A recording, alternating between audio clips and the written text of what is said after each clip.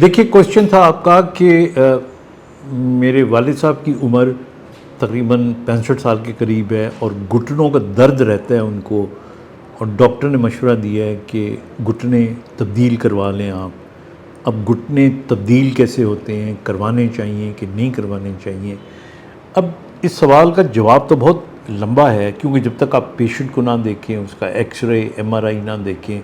लेकिन एक जनरली मैं आपको बात बताना चाह रहा हूँ कि अगर आप ये गौर से देखें तो ये हमारे थाई की हड्डी है, और ये हमारे टांग की हड्डी है जिसको टिबिया कहते हैं, और ये हमारा जोड़ है जिसको हम नी जॉइंट कहते हैं। ये इसके ऊपर जो हड्डी है ये पटल्ला है, कुछ लोग इसको नी कैप कहते हैं, कुछ लोग इसको चिपड़ी की हड्डी कहते हैं। अब आम तौर पे दो किस्म की आर्थराइटिस होती है, यानी वैसे तो बहुत सी किस्मों की है, लेकिन जिसे ऑस्टियोआर्थराइटिस कहते हैं वो दो जगहों पे प्रॉब्लम हो सकती है। एक प्रॉब्लम तो हो सकती है कि ये जो चिपनी की हड्डी है, नी कैप कहते हैं, इसकी ये वाली जो साइड होती है ये रफ़ हो जाए या यहाँ डिजनरेशन आ जाए, तो उस वक्त जब पेशेंट बैठ के खड़ा होगा या सीढ़ियाँ चलेगा तो ये हड्डी इससे टकराएगी और दर्द होगा। इसको पेटेलो फेमरल आर्थराइटिस कहते हैं। ये पेटेला, ये फीमर, पेटेलो फीमरल आर्थराइटिस कहते हैं। इसी ज़्यादातर निशानियाँ यही होती हैं कि आप बैठ के खड़े हुए, सीढ़ियाँ चढ़े, और लेकिन आम चल रहे होते हैं आप तो कोई इतना बड़ा इशू नहीं होता, गुजारा होता रहता है।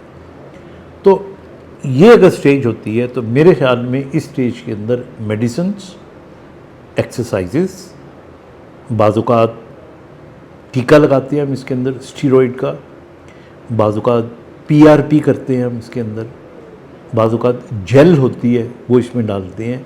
तो ये कुछ करने से इसमें काफ़ी फ़ायदा पहुंच जाता है।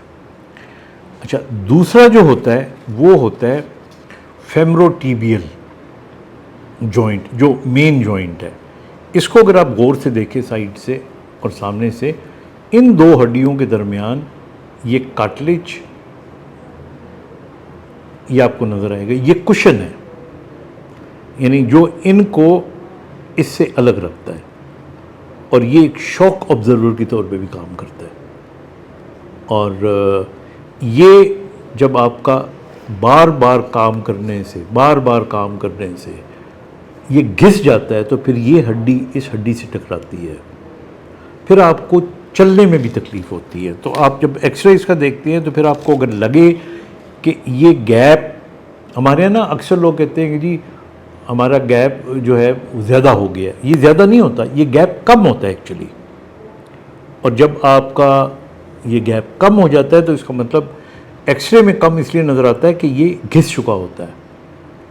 तो ये हड्डी से टकराती है, और जब ये बिल्कुल इसके साथ जुड़ जाती है तो फिर आपको चलने में भी प्रॉब्लम होती है, बैठ के खड़े होने में भी होती है।